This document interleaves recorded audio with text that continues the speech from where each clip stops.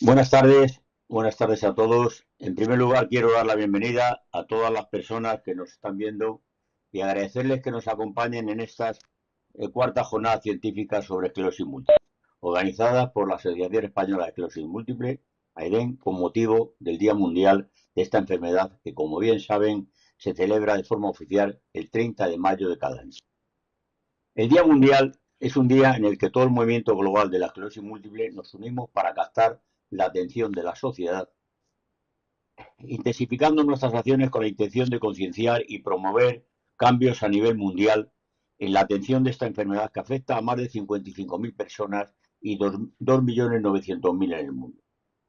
Para conmemorar este día, desde la Asociación Española intentamos dar la máxima visibilidad a la esclerosis múltiple a través de diferentes campañas y también ofrecer información actualizada y contrastada sobre las últimas novedades en el tratamiento de la enfermedad, para lo cual hemos organizado estas cuartas jornadas junto a nuestro Consejo Médico Asesor como un acto más de los muchos que se están desarrollando en estos días desde nuestras asociaciones. Como siempre, deseamos que sean un éxito y despierten su interés. En segundo lugar, quiero expresar mi agradecimiento a los ponentes que hoy nos acompañan y que son, por orden de aparición en el programa, doctor Javier Sánchez Rubio Fernández, farmacéutico del Hospital Universitario de Getafe y presidente del Comité de Ética de la Investigación con Medicamentos, CEIN, y a doña Marta Cerezo García, directora de Neuropsicología del Hospital Universitario de Getafe, así como a la moderadora de estas jornadas, la doctora Yolanda Aladro Benito y la doctora Celia Oreja Guevara, pues con su participación y colaboración desinteresada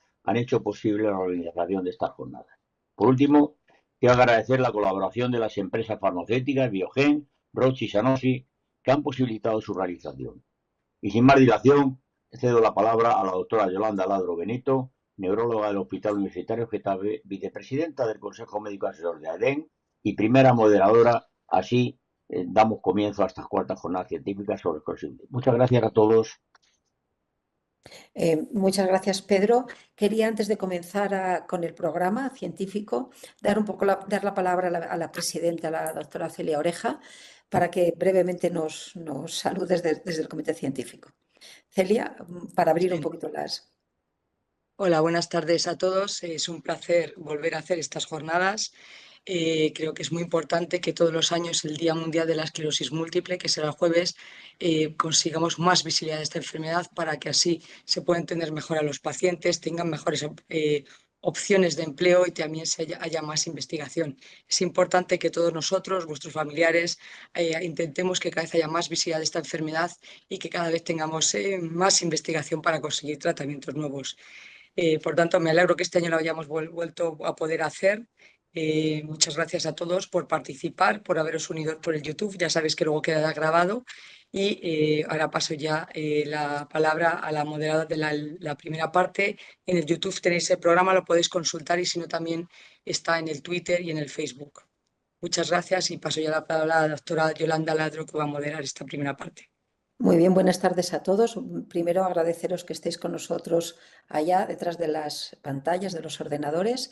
Agradecer también a EDEN que siga manteniendo vivas estas reuniones. Yo creo que son muy importantes para los pacientes porque les permite conocer mejor su enfermedad. Y también, como no, a Nieves, que está por ahí detrás, que siempre con su gestión hace que sea fácil montar todas estas reuniones. Sin más, doy paso al primer bloque. Presento a la doctora Celia Oreja, que como ya os ha dicho Pedro Cuesta, es la presidenta de esta asociación, de la EDEM. Ella se forma en la Complutense, prácticamente desde que comienza siendo neurólogo, se dedica a la esclerosis múltiple. Su tesis doctoral la desarrolla en Alemania y ha pasado por diferentes unidades en las cuales ha sido la colaboradora en Madrid, concretamente por Fuenlabrada y La Paz, y actualmente trabaja en el centro de referencia de esclerosis múltiple en el Hospital Clínico, donde es jefa de sección. Aparte de toda su andadura asistencial, se dedica también a la investigación desde hace muchísimos años en diferentes campos de la esclerosis múltiple y forma parte es asesor científico de la Agencia Europea del Medicamento. Hoy nos va a hablar, el primer bloque trata de tratamientos y nos va a hablar de actualización de los tratamientos en la esclerosis múltiple. Celia, cuando quieras, puedes empezar. Muchas gracias, Yolanda. Muchas gracias por la presentación. Bueno, pues buenas tardes a todos. Voy a hablar sobre los tratamientos de esclerosis múltiple. No voy a empezar desde el inicio, voy a hacer una pequeña actualización, que es lo que hay ahora, qué tenemos y qué va a venir. Un poco para, y luego las preguntas las podéis hacer después de esta sesión y de la siguiente, que vamos a hablar de los ensayos clínicos. Lo primero, esto es todo lo que hay a fecha de hoy. Empezamos en el año 93 en Estados Unidos y en el 95 en Europa y, como veis, a fecha de hoy hay todos estos tratamientos y cada vez tenemos más y más en las remitentes recurrentes. ¿Esto por qué es importante? Es importante porque este cuadro, que parece un poco difícil de entender, es fácil. Cuando ahora lo explique, quiere decir que cuando estamos en el 2011, que solo había, como acabo de mirar, había 3 o 4 tratamientos, los pacientes para llegar a tener un bastón necesitaban, tenía una prueba de tener un bastón pues de un 20% y esto llegaba enseguida a los 65 años, el 20% tenía un bastón. Sin embargo, a fecha de hoy, ya con los nuevos tratamientos, ya la probabilidad de tener un bastón cada vez es menor y menor. Entonces, en el 80 tenemos una gran probabilidad, que es la línea azul, y a partir del 2011 tenemos muchas menos probabilidades, con lo cual quiere decir que a más tratamientos que tenemos, mejora más la situación de los pacientes de esclerosis y cada vez se tarda mucho más en tener un bastón o en tener una secundaria progresiva, que es lo que nadie quiere tener. Entonces, un poco para resumen de lo que voy a hablar hoy, bueno, pues aparte de que he comentado que cuantos más tratamientos tenemos, cada vez tratamos mejor la esclerosis y cada vez la enfermedad progresa menos y hay muchos, los pacientes que tardan muchísimos años en tener un bastón, pues hay 3 tipos de esclerosis múltiple. Yo me voy a concentrar en 2 de ellos. Está la esclerosis múltiple primaria progresiva, que solo hay un 10% de pacientes y que no voy a prácticamente comentar hoy porque solo hay un tratamiento aprobado. Y luego está la esclerosis múltiple remitente recurrente, que es la que es a brotes. Y esta enfermedad, cuando ya llega a muchos años, como se ve aquí, primero hay mucha inflamación, por eso usamos tratamientos que bajan la inflamación. Y cuando llevamos muchos años, esta enfermedad va a pasar a empezar a hacer una neurodegeneración, es lo que llamamos la secundaria progresiva. Es importante considerar cuando empezamos a tratar a los pacientes. Bueno, pues lo primero importante es que hay que tratar al paciente desde el inicio. Antiguamente, hace unos años, cuando no sabíamos tanto de esta enfermedad, lo que hacíamos era esperábamos a que tuviéramos un segundo brote y a lo mejor empezábamos a tratar al paciente al tercero o al cuarto brote. Eso ya no es importante, lo que es muy importante ahora es empezar a tratar al paciente desde el inicio, desde el primer momento, desde que el paciente tiene un diagnóstico claro de esclerosis, hay que tratar al paciente, no hay que esperar a otro brote, no hay que esperar a otra resonancia. Importante, hay muchos tratamientos y como hay muchos tratamientos, cada uno se adapta a un paciente determinado. No todos los tratamientos valen para todos los pacientes, tienen distintos mecanismos de acción, cada uno tiene su eficacia, cada uno tiene su riesgo. Hay a pacientes que le gusta más el intravenoso, a otros le gusta más el subcutáneo, a otros le gustan más las pastillas. Entonces, es importante que no todos los tratamientos valen para todos los pacientes. Por eso llegamos a lo que se llama un tratamiento personalizado, que hay que ver la que se llaman los factores pronósticos. Los factores pronósticos es que, por ejemplo, pues un paciente que al principio ha tenido un brote motor o que ha tenido más lesiones a la médula va a tener peor pronóstico que un paciente que ha tenido un brote sensitivo o que solo tiene lesiones en el cerebro. Entonces, dependiendo de los distintos factores pronósticos, vamos a elegir un tratamiento o vamos a elegir otro. Cada vez los tratamientos tienen menos efectos adversos, menos efectos secundarios y cada vez los podemos controlar mejor, con lo cual cada vez es más fácil monitorizar al paciente. Y luego es muy importante las expectativas del tratamiento. O sea, el médico y el paciente tienen que tener una buena relación y hay que explicar al paciente bien las expectativas, ¿no? Hay que ver cada paciente, no hay ningún medicamento milagro, no hay un medicamento que cure la esclerosis, cada uno es diferente y algunos lo hacen de una forma y otros de otra. Y actualmente tenemos tratamientos voy a empezar un poco distinto. Todos siempre empezamos la esclerosis múltiple remitente recurrente y luego las progresivas. Y las progresivas quedan un poco como el patito feo. Entonces, os voy a empezar justo al contrario. Y entonces, las pruebas progresivas realmente, desgraciadamente, tienen muy pocos tratamientos a fecha de hoy, pero esto va a cambiar, igual que cambió en el 95 con los tratamientos para remitente recurrente, esto va a cambiar. Y a fecha de hoy hay 2 tratamientos para las formas progresivas activas. Para la esclerosis múltiple secundaria progresiva activa, quiere decir que es un paciente con esclerosis múltiple secundaria que tiene brotes o que tiene lesiones nuevas en resonancia, hay un tratamiento que se llama siponimod. Este tratamiento es un tratamiento que damos en pastillas, hay primero que hacer un pequeño escalado, luego se da una pastilla al día, y este es un tratamiento para aquellos pacientes que tienen brotes, están en secundaria progresiva o que tienen lesiones nuevas en resonancia. Cuando se hizo el estudio reducía un 21% la progresión de la enfermedad en estos pacientes. Y luego el otro que también para progresivas es el ocrelizumab. El ocrelizumab está aprobado para progresivas, que son primarias progresivas activas, que como he dicho antes, solo hay un 10% de todas las esclerosis, y es un tratamiento, como sabemos, intravenoso, es un tratamiento que se pone por vena, es un tratamiento que se pone cada 6 meses, hay que ir al hospital de día o a estar ingresado, depende de cada hospital. Es un tratamiento que más o menos hay que estar toda la mañana poniéndoselo, y cuando se hizo cuando se hicieron los estudios, se vio que reducía la progresión en un 26% o en un 29% según se tratara de 3 o 6 meses. Eso en general reducen los dos, tanto el siponimod como el ocrelizumab, alrededor de un 20% la progresión. Son los dos únicos tratamientos que están aprobados para las progresivas con actividad. Progresivas con actividad. Para las progresivas sin actividad no hay nada oficialmente. Otra cosa es que nosotros demos algunas cosas por uso compasivo, pero oficialmente no hay nada aprobado a fecha de hoy. Ahora ya voy a pasar a hablar de la remitente recurrente. La remitente recurrente, esto es solo para que veáis cómo es el cuadro. Cuando yo empezaba mi residencia en neurología, estaba en mi residencia, solo había un tratamiento, y era un tratamiento que era el interferón beta 1B. Solo había uno, que era el betaferón, el famoso betaferón, y justamente 20 años después de 30 años, ¿no? 30 años tenemos que hay todos estos tratamientos. Tenemos tratamientos inyectables, tenemos tratamientos orales y tratamientos intravenosos. O sea que el salto que ha pegado en la esclerosis múltiple es muy grande. Tenemos, como veis aquí, ya 15 tratamientos, y realmente ahora la esclerosis múltiple remitente recurrente la podemos tratar de muchas formas. Antiguamente hablábamos de tratamientos de primera línea y de segunda línea, y ahora ya no volvemos a hablar así, ya no hablamos así, hablamos de distintos tipos de tratamiento. Hablamos de tratamientos de eficacia moderada, que son todos los interferones, o sea, todos los inyectables, el acetato de clatirameno, los de siempre, más luego ciertos orales, como son la teriflunomida, el dimetilfumarato y el diroximetilfumarato. Esto es para pacientes que tienen muy poca actividad, o para pacientes mayores, o para otro tipo, para alguna circunstancia especial. Luego tenemos tratamientos que llamamos de alta eficacia, que son todos orales, que son estos que hay aquí, y luego tenemos tratamientos de muy alta eficacia, que son tratamientos intravenosos o subcutáneos, que son anticuerpos monoclonales. Entonces ahora los clasificamos así, y según lo que necesite el paciente le damos uno u otro. ¿Qué cosas han cambiado? Bueno, pues cuando queremos elegir un tratamiento tenemos que ver cuál es la preferencia del paciente. El paciente quiere venir cada 6 meses, quiere venir todos los días, quiere tomarse una pastilla, quiere hacerse un subcutáneo.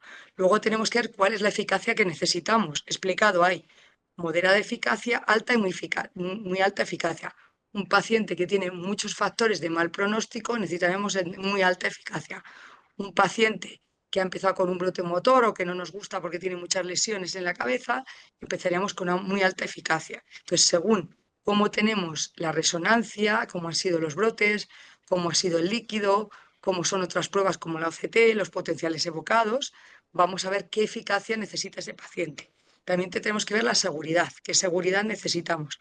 También si ese paciente tiene otras enfermedades. Si, por ejemplo, el paciente tiene una psoriasis, pues le podemos poner Tefidera. Si el paciente tiene hipertensión, no le ponemos Aubagio. Entonces, depende de otras enfermedades, así cambiamos el tratamiento. 2 puntos muy importantes a fecha de hoy: embarazo y vacunación. Embarazo, puesto que la mayoría de los pacientes con esclerosis múltiple, la mayoría de las personas con esclerosis múltiple son mujeres, y son mujeres jóvenes, siempre el embarazo ocupa un lugar fundamental. Y luego las vacunaciones. Ahora con la vacunación del COVID nos hemos dado todos cuenta que es importante vacunar, y entonces hay que vacunar a los pacientes, y si no podemos vacunar al paciente, vacunaríamos al entorno. Y luego lo que he dicho antes, los factores de bueno o de mal pronóstico. Como he dicho antes, el embarazo es importante, yo esto siempre lo quiero recordar. Las personas con esclerosis múltiple se pueden quedar embarazadas, no hay nada que esté en contra, pueden tener hijos, pero hay que hacerlo planificado. Es muy importante planificar el embarazo, es muy importante ver qué tratamiento está tomando o va a tomar para decidir cómo se va a hacer todo lo de embarazo. Si el embarazo se planifica y se planifica bien, va a tener mucho éxito, va a salir todo bien, no va a haber problema con el embarazo, no va a haber problema con la esclerosis, no va a haber problema con el niño. Por ejemplo, yo recomiendo este libro que hemos escrito entre dos neurólogas y una ginecóloga, se puede conseguir online, esta edición y la otra, y es para familiares, anestesistas, médicos de familia, para que todo el mundo le quite el miedo, o sea, porque el paciente con esclerosis sí se puede quedar embarazada. Y luego lo que es muy importante, que también hemos cambiado, he dicho antes había primera línea, segunda línea, ya no hay líneas, ya hay fármacos de moderada eficacia, alta eficacia y muy alta eficacia, y ahora hemos cambiado. Ahora los pacientes o hacemos lo que se llama un escalado rápido, empezamos con un tratamiento de moderada eficacia, pasamos a alta eficacia y muy alta eficacia, o al contrario, un paciente, por ejemplo, que empieza con un brote motor, empezamos directamente ya con un tratamiento de alta eficacia, que eso no se hacía antes, ¿vale? Podemos empezar o con un tratamiento monoclonal o con un tratamiento oral, como el fingolimod, la cladribina, el ozanimod, ¿vale? Entonces esto ha cambiado. A los pacientes que lo necesitan empezamos directamente con un tratamiento de alta eficacia o muy alta eficacia. Esto no se hacía antes, venimos haciendo en los últimos 3-4 años. ¿Qué novedades hay? Bueno, pues antes no existía y ahora ya existe. Son los genéricos y los biosimilares en el campo de la esclerosis múltiple. Actualmente tenemos un genérico de teriflunomida, uno de dimetilfumarato y uno de fingolimod. No se debería tener problemas. Normalmente los 3 tratamientos suelen llevarlos firmas de genéricos que son de renombre, o sea que no suele haber problema, y prácticamente todos los tratamientos, estos 3 tratamientos, por ejemplo, con los que nosotros, las empresas que trabajamos, pues tienen un tratamiento de garantía, o sea que no hay ningún problema si uno usa el genérico, ¿vale? El acetato de glatiramero, el copasone, desde hace tiempo ya tiene su genérico, y el que acaba de salir es el natalizumab. Es el primer biosimilar de natalizumab sobre el Tisabri, que todos conocemos. Acaba de salir un nuevo, que es un biosimilar, que se llama Tiruco, que es prácticamente idéntico y entonces no hay ningún problema. O sea que ahora en los hospitales ya sabéis que en la mayoría de los hospitales están los genéricos, teriflunomida, dimetilfumarato y fingolimod. Esto es una cuestión automática, salen los genéricos y ya se prescriben los genéricos. Y luego en cuanto a los biosimilares, el biosimilar de natalizumab, el médico tratante tiene que estar de acuerdo en que al paciente se le ponga el nuevo biosimilar. Esto es nuevo, esto ha cambiado el panorama de la esclerosis múltiple, el tratamiento ahora es más barato. ¿Y esto qué trae de beneficio al paciente? Bueno, pues si tenemos genéricos y tenemos biosimilares, todos de calidad, o sea, no vale cualquier genérico hecho en la última punta del mundo, sino que los genéricos aprobados en España son de calidad, igual que los biosimilares. Entonces, esto nos hace que al bajar los precios podamos seguir invirtiendo dinero en innovación y se puedan comprar siempre los tratamientos más nuevos que son más caros. Con lo cual, al final, siempre tiene ventajas. ¿De qué iba a hablar yo hoy? Bueno, pues iba a hablar un poco de los últimos tratamientos aprobados. Los últimos tratamientos aprobados son estos que tenemos aquí, que son 3 orales y un subcutáneo. El siponimod lo acabo de hablar, que es para la secundaria progresiva activa, y me iba a meter solo con los otros 3. Los modelos del SP1. Los modelos del SP1 ya los conocemos porque conocemos el fingolimod. El fingolimod es un tratamiento que lleva desde el 2011 en España, es una pastilla oral que se tolera muy bien, nunca da efectos secundarios y lo que se ha hecho es mejorarlo, ¿vale? Igual que tenemos la Coca-Cola y luego salió la Coca-Cola Cero. La Coca-Cola Cero es una Coca-Cola mejorada que ya no tiene tanto azúcar y está mejor, o sea, por lo tanto es más saludable. Bueno, pues así es igual. Tenemos el fingolimod y con el tiempo se ha mejorado y tenemos el ozanimod y el ponesimod. Tiene el mismo mecanismo de acción, que es lo que llamamos secuestra los linfocitos, quita los linfocitos malos de la sangre, no los mata, los quita y entonces en la sangre no quedan linfocitos malos, ¿vale? Y entonces pasamos al primero que salió, el primero que ha salido hace 1 año y medio, 2, entonces es el ozanimod. El ozanimod es parecido al fingolimod, se ha mejorado, es SNOP, se toma una vez al día, tiene un escalado, no se empieza directamente, se puede tomar con y sin comida y no hay que hacer la monitorización que se hacía antes con el fingolimod. No hay que estar 6 horas en el hospital de día porque se puede empezar directamente, simplemente se va subiendo la dosis. Lo que ha sacado el ozanimod, diferencia de otros tratamientos, bueno, pues que tiene muy buenos resultados en atrofia global y en atrofia del tálamo. El ponesimod es otro S1P, es otro tratamiento también parecido al fingolimod, también se ha mejorado, se tolera mejor y es un tratamiento que también es oral, que también es un escalado, no necesita las 6 horas del hospital de día que necesitábamos con el fingolimod. Y lo que este tratamiento ha hecho más estudios, sobre todo en fatiga, y se ha visto que este tratamiento tiene ciertas ventajas en la fatiga. No es un tratamiento para la fatiga, pero tiene unas ventajas en la fatiga. Los pacientes que estuvieron en el estudio tenían menos fatiga que los pacientes que estaban con auagia. ¿Cuáles son los otros tratamientos nuevos? Bueno, pues los otros tratamientos que hemos empezado hace poco son dentro de los que llamamos monoclonales anti-CD20, es el ofatumumab. Hasta ahora teníamos el ocrelizumab, que ya lo conocemos desde el año 2018, que es un anticuerpo monoclonal anti-CD20 que se pone una vez cada 6 meses, perdonad.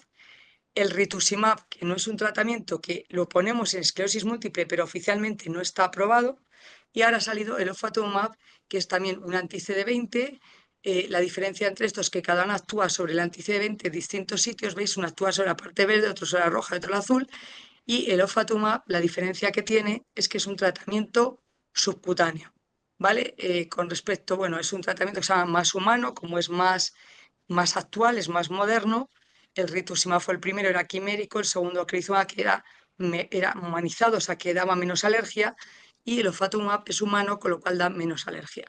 El ofatumumab, lo que es diferente de los otros dos es que no es intravenoso, es subcutáneo, tiene un efecto muy parecido porque todos son anti-CD20 y se pone una vez al mes, con lo cual el paciente que no le gusta el intravenoso puede poner el subcutáneo y es una vez cada 4 semanas.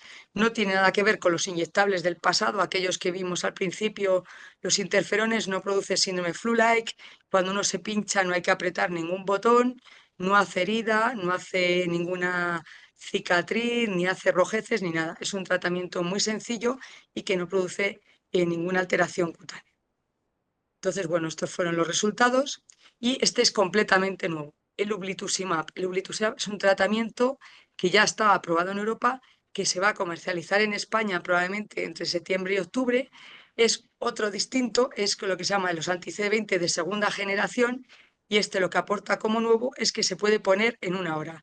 Es intravenoso como el ocrelizumab y el rituximab, pero la diferencia es que es muy rápido de acción y que en 1 hora se ha hecho la infusión.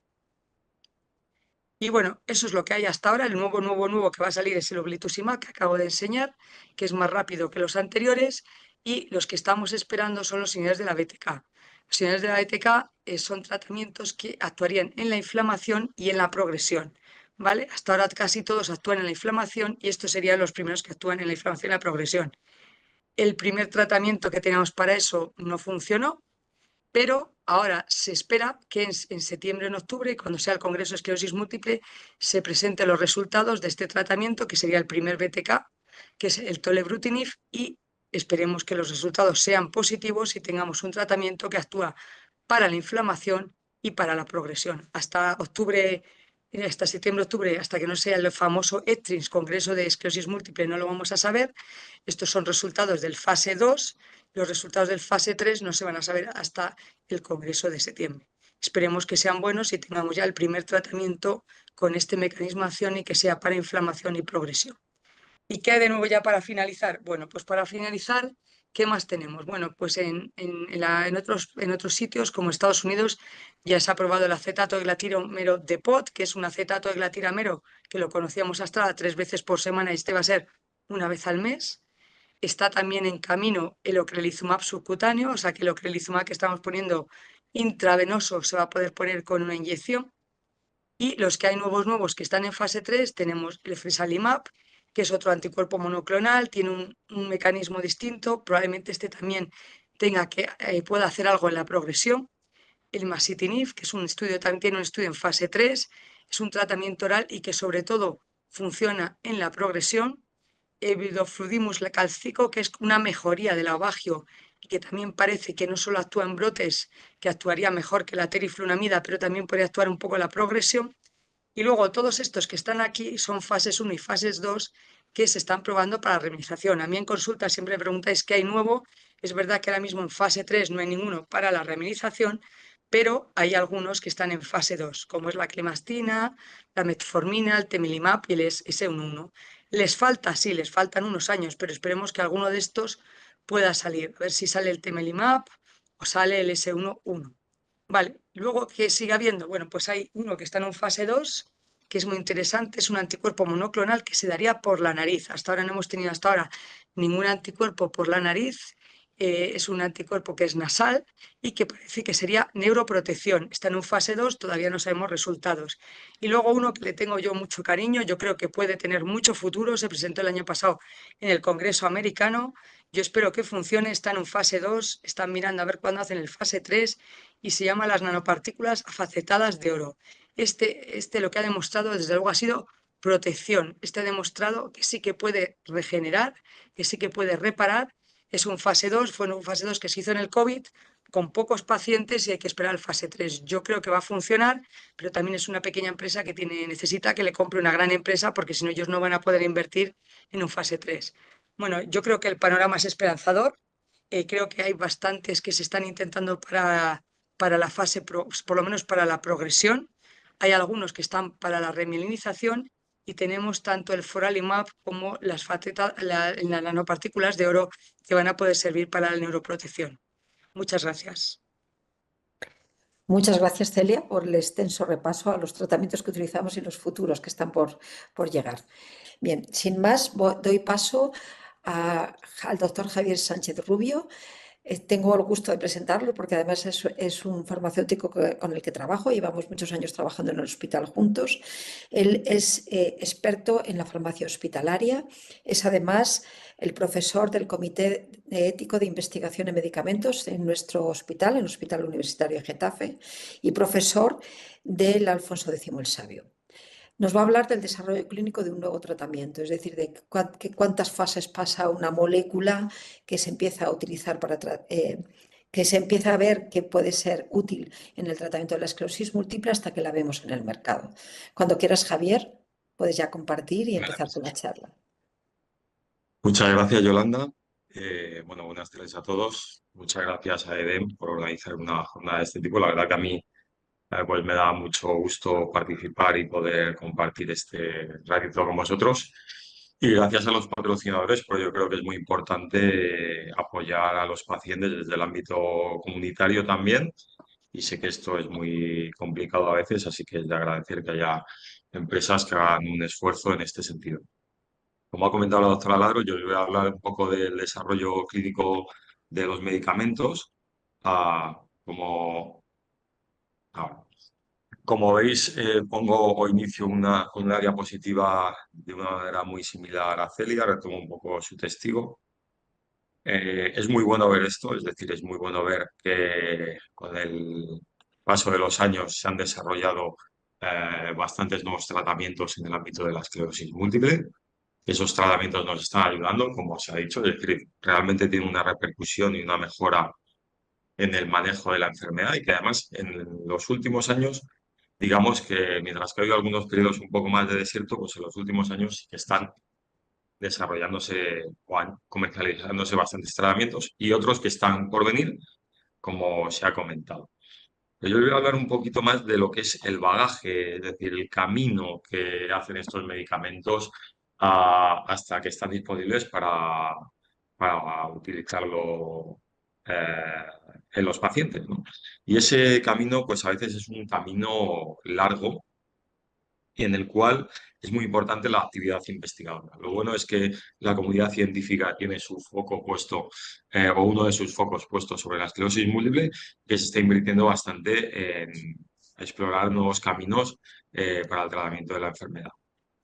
Para desarrollar un nuevo medicamento, pues es necesario llevar a cabo una actividad de investigación muy profunda que va a afectar a diferentes ámbitos de la patología, ¿no? Desde una base biológica y molecular, donde lo que vamos a intentar es comprender para cualquier patología cuáles son los mecanismos que la desarrollan, cuáles son las posibles causas, los factores de riesgo que hacen que un paciente pueda tener esa enfermedad. Vamos a intentar también explorar qué mecanismos tenemos para prevenir las distintas enfermedades, así como para poder detectarlas de una manera lo más exacta posible y lo más temprana posible, es decir, también una parte de la investigación que se encara a lo que es el diagnóstico de la enfermedad, y luego una parte muy importante que es en la que nosotros nos vamos a centrar, que es en la manera que tenemos de poder atajar una determinada patología y desarrollar tratamientos, que pueden ser medicamentos o otras modalidades, que nos permitan controlarla en los pacientes, ¿vale? Como digo, esto es un gran reto, no solo a nivel científico, sino también a nivel económico, y ahora vais a entender por qué. Fijaos que de cada 10.000 nuevas moléculas que se identifican de alguna manera como potenciales tratamientos o que pueden tener un beneficio potencial para el tratamiento de una enfermedad, pues realmente solo una de ellas va a llegar a ser comercializada y por tanto va a estar disponible para, para tratar a los pacientes.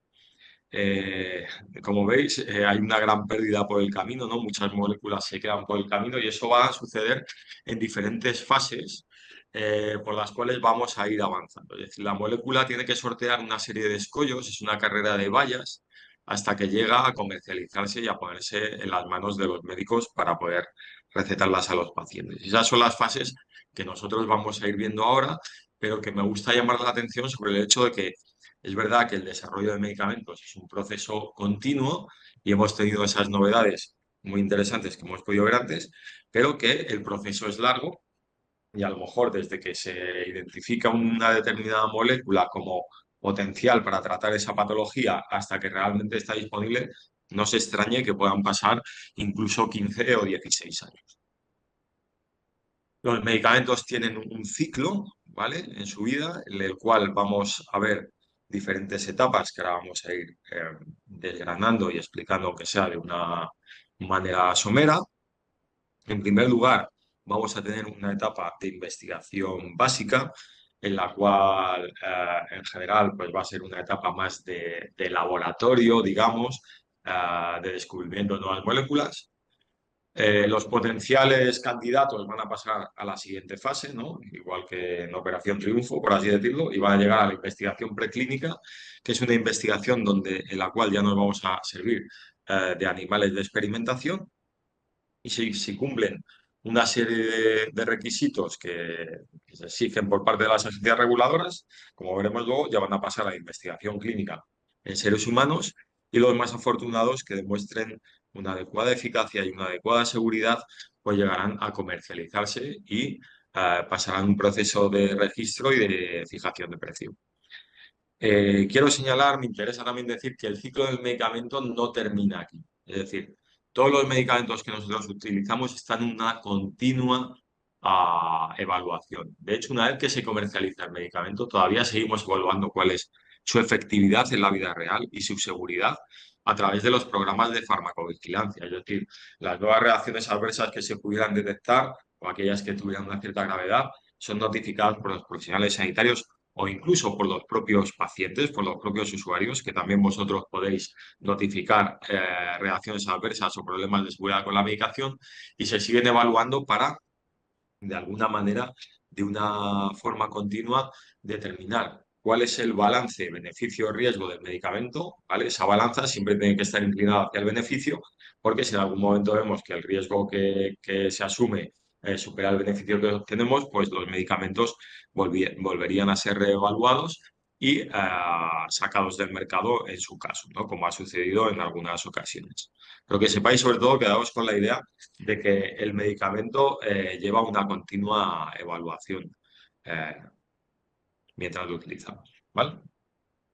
Por lo tanto, como vemos, la investigación es un punto clave en el desarrollo de los nuevos medicamentos, y quiero también que sepáis que esa investigación no solo se produce en grandes centros a nivel nacional o internacional o en centros específicos de investigación, sino que se produce en muy distintos niveles, y uno de esos niveles es el hospital, ¿vale? De hecho, uno de los pilares fundamentales de cualquier hospital, junto con la asistencia y con la docencia, es la investigación, porque en el fondo es la investigación lo que nos permite innovar y por lo tanto, de alguna manera, pues también mejorar los resultados en salud que tenemos en los pacientes, ¿vale?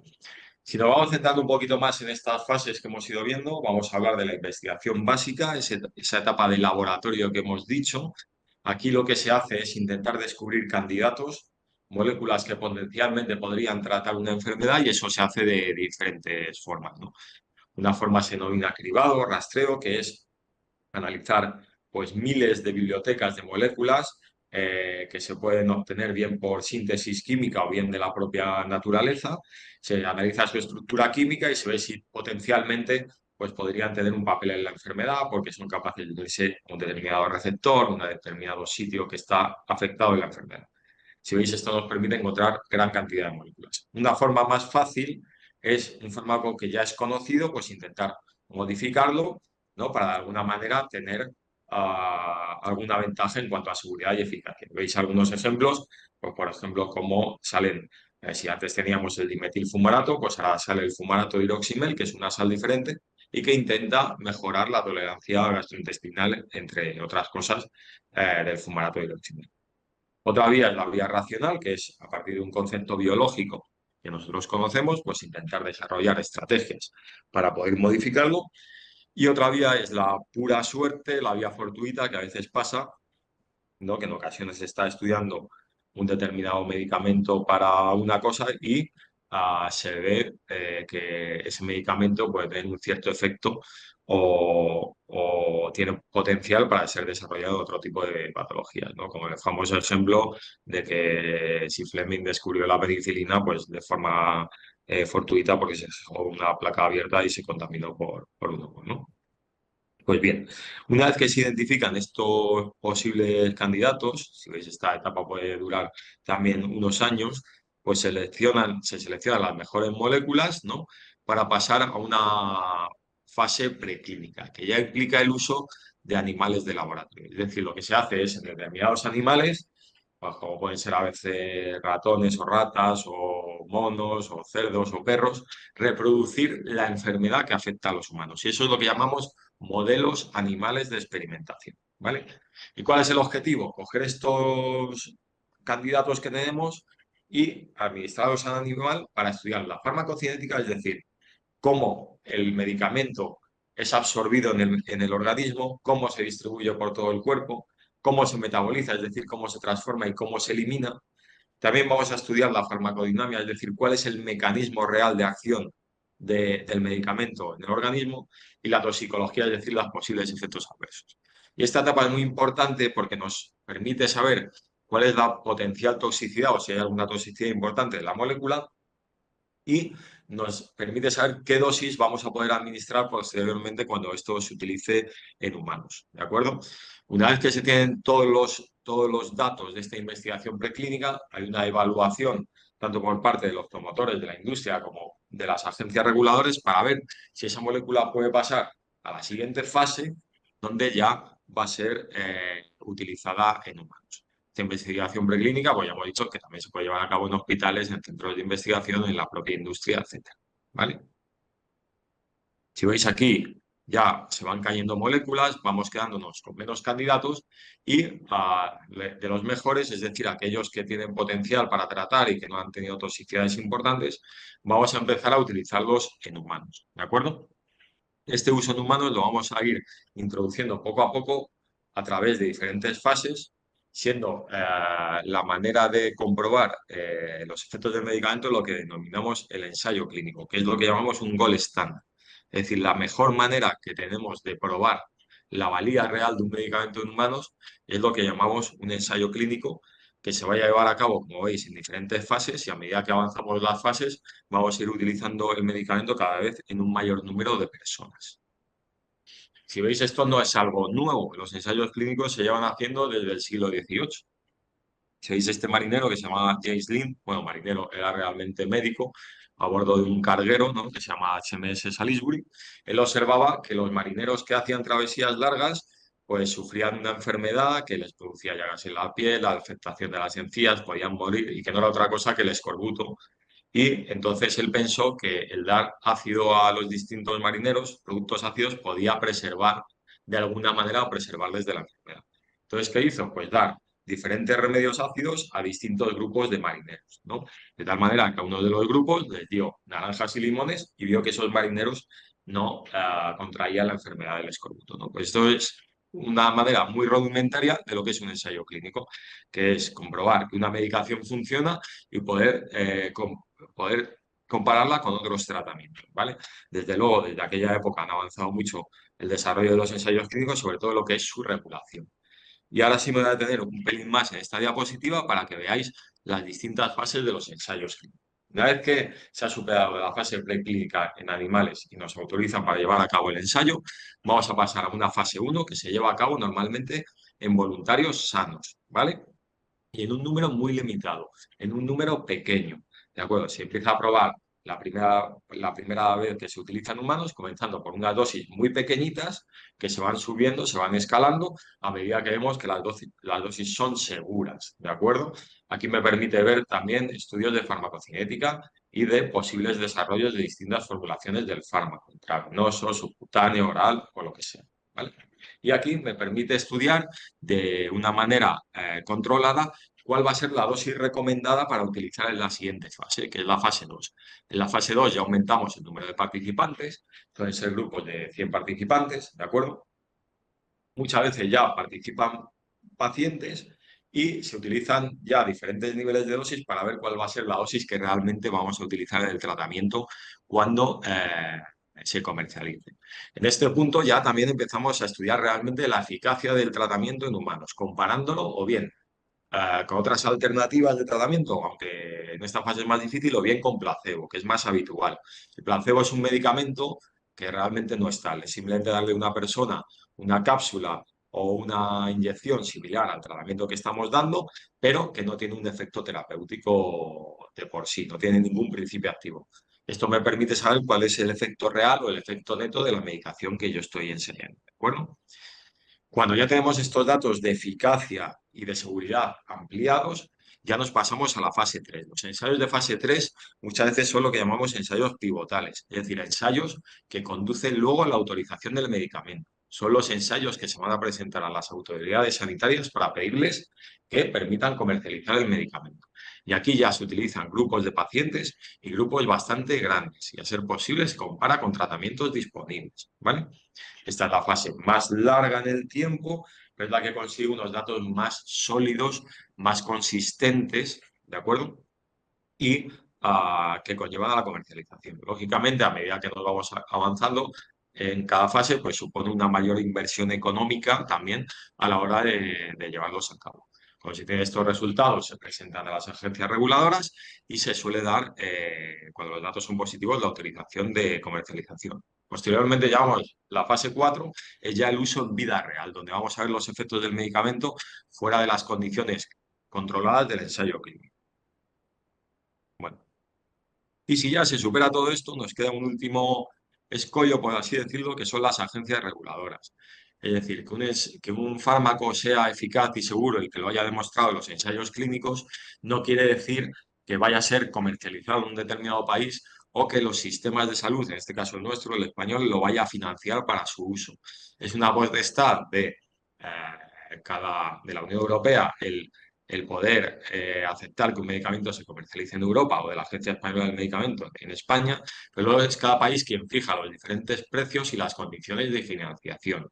Es decir, que hay veces que aunque un medicamento esté disponible en el país, puede haber determinadas restricciones marcadas por las autoridades sanitarias que impiden usarlo en determinados grupos o que marcan unas condiciones especiales para su uso, ¿vale? Estas condiciones normalmente se marcan en lo que llamamos informes de posicionamiento terapéutico, que son públicos, ¿vale? Bueno, los ensayos clínicos tienen que estar, que hemos visto que llevan la autorización de los medicamentos, están muy regulados. Están muy regulados, creo que lo sepáis, a nivel legislativo y por las agencias reguladoras, bien la española o la europea, o bien la FDA, que es la americana. Es decir, hay una vigilancia estrecha y no se puede ensayar cualquier producto en los pacientes. Tiene que haber demostrado en la fase preclínica una serie de condiciones. Y además, existen lo que se llaman los comités de ética de investigación con medicamentos que van a velar también para proteger el bienestar y los derechos y la seguridad de los participantes en los ensayos, ¿vale? Estos grupos creo que sepáis que existen varios en nuestro país y que estos son grupos acreditados, es decir, no puede cualquiera crear un comité ético de investigación con medicamentos, sino que hay que pasar una inspección y cumplir una serie de requisitos de calidad.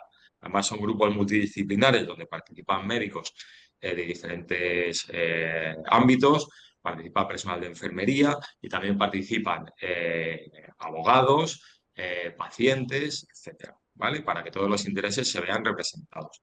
Y estos comités lo que velan es porque se cumplan los principios éticos en el desarrollo de los ensayos, que son la autonomía, es decir, que el participante tenga información suficiente para decidir participar en el ensayo y que su decisión no se vea condicionada por ningún otro motivo, que todas las personas tengan las mismas oportunidades y que no haya causa de discriminación y que el ensayo siempre se desarrolle desde una perspectiva en la cual, independientemente del fin científico último, nunca haya posibilidad de hacer daño al participante y siempre se busque su bien. Si alguna vez participáis o lo ofrecen, esto es un tema que hay que hablar con vuestro médico, por supuesto, que es el que más conoce vuestra historia y los ensayos disponibles, y si podríais en algún momento participar en alguno. Pero sí, es siempre una participación voluntaria. No todos los pacientes pueden participar porque hay unos criterios normalmente estrictos para entrar en un ensayo de inclusión y de exclusión, y esto a veces requiere someterse a distintas pruebas. Y aparte de esto, pues siempre tienes que recibir una información extensa y clara y discutida con tu médico acerca de cuál es la participación en el ensayo y, en su caso, firmar un consentimiento informado. ¿De acuerdo? Los participantes, como he dicho, que entran en un ensayo lo hacen de manera voluntaria y pueden salir en cualquier momento, pero sí que hay un cierto compromiso de que hay que cumplir bien los protocolos del ensayo y informar al investigador, al médico responsable de todo lo que ocurra durante el ensayo. Por último, deciros que los ensayos que se llevan a cabo en las distintas patologías están rigurosamente registrados. Estos registros son públicos. Este es el Registro Español de Ensayos Clínicos. Esta búsqueda está hecha ayer. Por esclerosis múltiple se han encontrado 98 resultados y aquí pues, se puede consultar qué centros llevan a cabo los ensayos, cuáles son los criterios de inclusión, de exclusión, etcétera, y en qué estado se encuentran. Aunque, como ya os digo, es algo siempre que tenéis que consensuar y siempre preguntar con vuestro médico responsable que mejor os va a ayudar en este sentido. Y nada más, muchas gracias. Ahora en el turno de preguntas, si tenéis alguna cosilla, lo podemos comentar. Y paso la palabra a la doctora Ladrón. Muchísimas gracias, Javier, por la exposición. La verdad que yo creo que es muy informativa, sobre todo para los pacientes cuando se plantean participar en un ensayo clínico.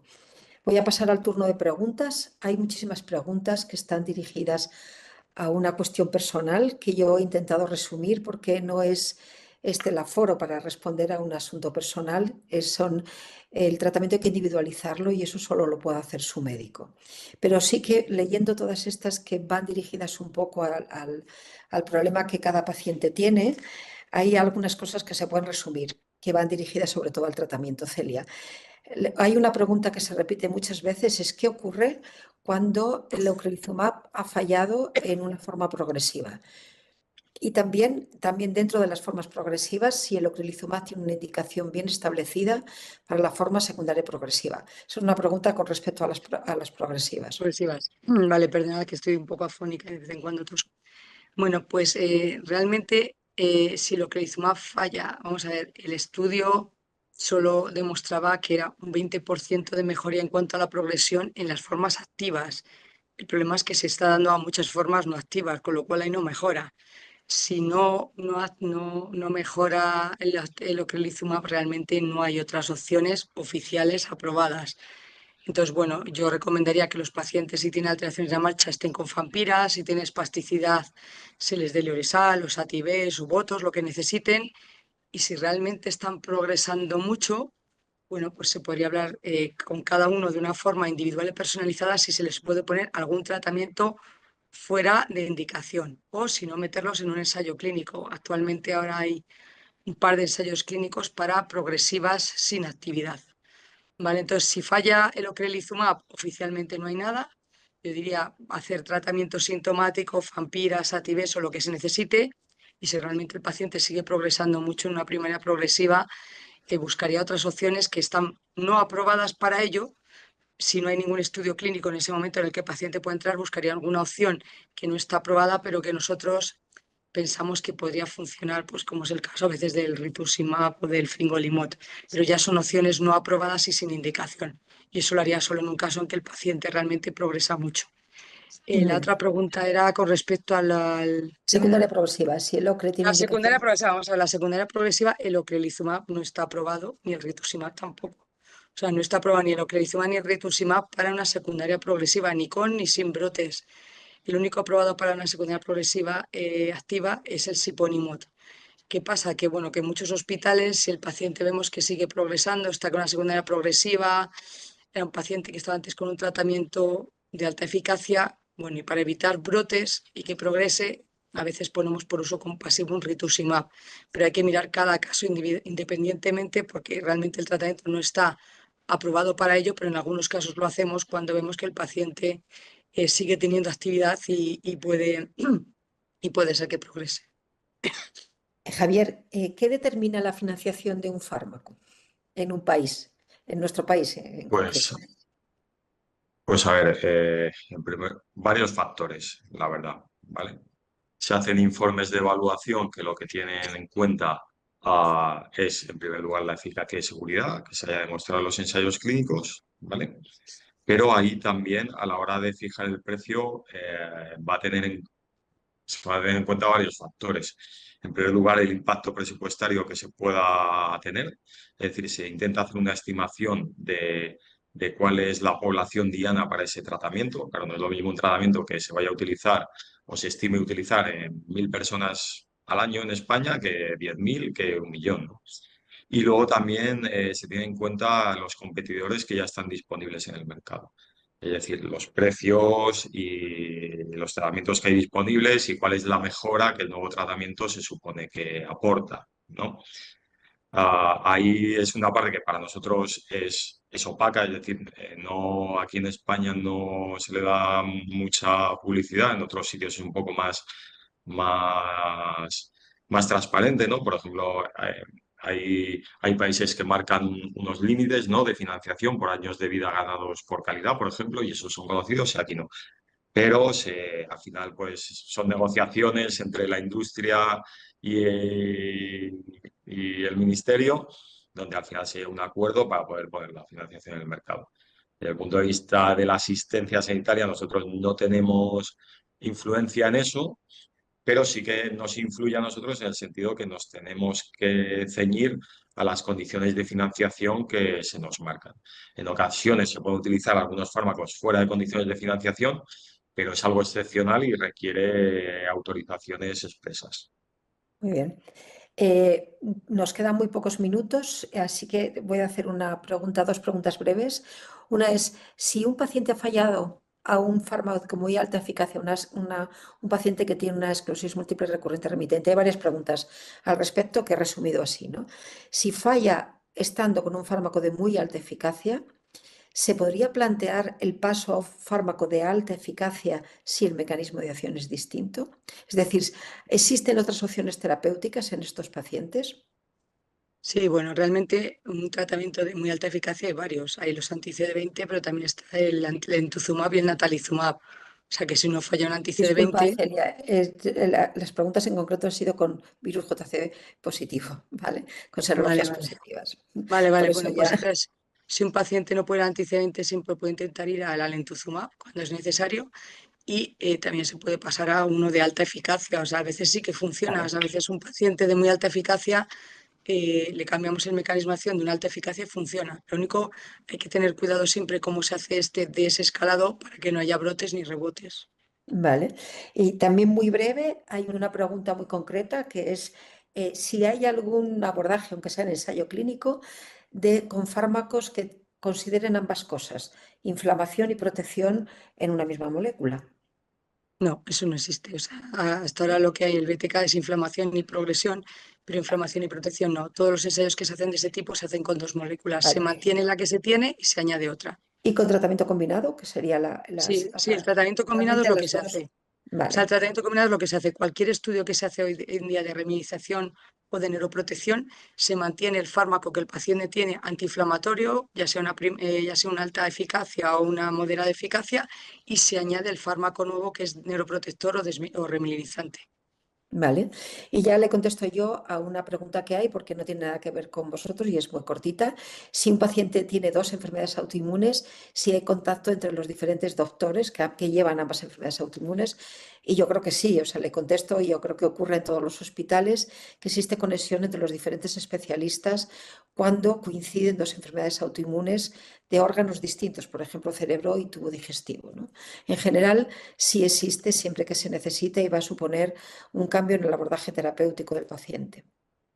Y ya hemos llegado justo al tiempo de terminar, no hay más preguntas que yo creo que hayan quedado sin contestar. Y muchísimas gracias tanto a Celia como a Javier. Yo creo que, bueno, felicitaros porque han estado súper bien. Así que muchísimas gracias y pasamos ya al descanso, que es un descanso de 10 minutos.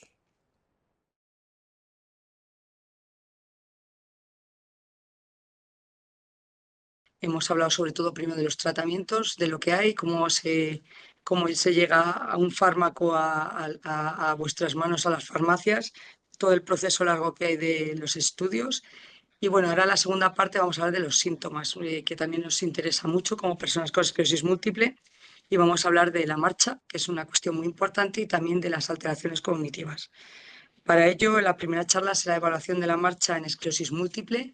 La va a presentar la doctora Yolanda Ladro de Benito. Ella estudió medicina en la Universidad Autónoma de Madrid. Luego estuvo trabajando en Canarias, dedicándose ya allí desde el principio a la esclerosis múltiple. Y luego volvió a Madrid, donde está ahora de coordinadora de esclerosis múltiple de la unidad de esclerosis múltiple en Getafe, donde lleva ya muchos años.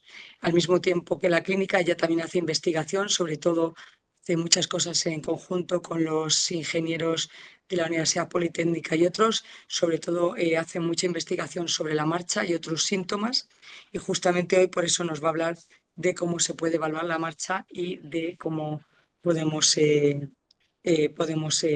digamos así, describirla de una forma más clara. Cuando quieras, Yolanda. Muchas gracias, Celia. Mientras voy compartiendo la presentación, agradecerte la presentación que has hecho de mí. Bien, yo voy a hablaros de la marcha, como os ha dicho Celia, de los trastornos de la deambulación en la esclerosis múltiple. Este es el esquema que voy a seguir. Primero, algunas generalidades sobre el impacto que supone este síntoma en esta enfermedad. También cómo medimos la alteración de la marcha y cómo la tratamos cuando ya está establecida como un síntoma, como una secuela con la que el paciente vive. Prácticamente virtualmente todos los pacientes en algún momento de la evolución de la enfermedad se van a quejar de alguna alteración en la marcha. Cuando esto ocurre en un brote puede mejorar y volver a la situación basal y nos olvidamos de alguna manera del síntoma, pero cuando ya se ha establecido como una secuela con la que el paciente vive, es justo el trastorno de la marcha el responsable de la progresión de la enfermedad en prácticamente todos los pacientes, se acompañe o no de progresión de otros síntomas, como por ejemplo fatiga o alteraciones en la cognición o alteraciones vesicales. Y cuando le preguntamos al paciente, es el síntoma percibido por el paciente como más limitante en su día a día. Así que es es un síntoma primordial que hay que tratar y que hay que manejar. No todos los pacientes tienen la misma alteración en la marcha. Lo más frecuente que nos encontramos o el déficit más frecuente que el paciente tiene es lo que llamamos marcha espástica. Es cuando uno siente que las piernas están rígidas, que los pies se le meten hacia adelante, como en la fotografía, y esa inversión de los pies hace que haya mayor riesgo de caídas por esguinces repetidos, empiezan a arrastrarse los pies y a no coordinar la marcha, a juntarse las puntas de los pies, ¿no? También el arco de la rodilla es mucho peor, no es un arco completo y eso hace que la marcha sea muy inestable y uno tenga riesgo de caída y aparte de muchas molestias por la propia espasticidad. Otra marcha que el paciente nos cuenta, otro tipo de alteración, es la marcha inestable. Esa marcha inestable puede ser bien por alteración sensitiva o bien por alteración cerebelosa o por ambas cosas. Cuando es por una alteración sensitiva, es como que el cerebro no tiene información de cuál es la distancia que hay entre el pie y el suelo y el paciente talonea, y si además tiene que caminar a oscuras, la inestabilidad es mucho mayor. Con el cerebelo, lo que ocurre en la fotografía que hay abajo es que la coordinación del tronco y de las piernas es muy mala y el paciente tiene que aumentar la base de apoyo del cuerpo para poder caminar mejor. Pero es muy frecuente que los pacientes con esclerosis múltiple tengan mezcla de estas tres marchas, ¿no? Y es muy importante saber qué es lo que predomina para orientar el tratamiento sintomático y también la rehabilitación, como veremos después. Una vez que la marcha está establecida, con la que hay que vivir, y uno tiene alteraciones de la marcha, ¿cómo las medimos, estas alteraciones? Lo primero que hacemos es preguntarle al paciente, es utilizar el famoso EDSS, que nos habéis escuchado muchas veces, y es preguntarle al paciente ¿qué capacidad tiene él de deambular desde su punto de vista? Si es capaz de caminar 200 metros sin ninguna ayuda y sin ningún descanso, o si ya tiene que descansar a los 100 metros, eso nos va a dar un EDSS de 6, si tiene que utilizar una ayuda permanente para caminar, si ya es incapaz de caminar escasos metros. Lo que es cierto es que cuando el paciente deambula y nosotros lo preguntamos en la consulta, es muy difícil recordar qué ha ocurrido durante esos 6 meses o 3 meses que han pasado desde que no le hemos visto en la anterior consulta. Y al final el paciente te cuenta, sobre todo, lo más reciente, ¿no? Incluso a veces lo que ha tardado en llegar desde que aparcó el coche hasta que llega en la consulta. Con esto quiero decir que la memoria es muy traicionera y es muy difícil solo con esta información saber cómo ha ido evolucionando ese trastorno de la marcha, si es que sencillamente fluctúa o está cada vez peor. Así que hay algunos estudios que evalúan eh, esta información que el paciente proporciona para que nosotros clasifiquemos o graduemos ese DSS, y realmente la información no es muy buena, no es muy precisa, y necesitamos herramientas que nos permitan medir mejor cómo evoluciona ese trastorno de la marcha en un paciente concreto. Para mejorar este fallo o esta laguna que tenemos con el EDSS, hay varios tests que les llamamos test de la marcha con distancias cortas y con distancias medias. El tiempo caminar 25 pies es lo que más se utiliza en la práctica clínica, porque podemos realizarlo muy bien en una consulta. Son 7,62 metros y es ese test que os mandamos a hacer muy a menudo. Salir el pasillo, ahí está marcado en general con 2 cintas de colores, y medimos el tiempo que uno tarda en caminar esos 7 metros. Es cierto que esto es mejor que la memoria de lo que uno es capaz de caminar en la calle, pero tampoco nos da una visión muy realista de lo que un paciente puede caminar en la calle. Con esto quiero decir que cuando uno camina, está sentado esperando a la consulta y y hacemos que camine durante 7 metros en un suelo que es el suelo de una consulta, que tienes paredes al lado y que es un suelo firme y un suelo en que no tiene desniveles como ocurre en la calle, la información que nos va a dar no es del todo, o sea, nos permite más o menos medir cómo camina en la calle, pero desde luego no es todo lo realista que uno quisiera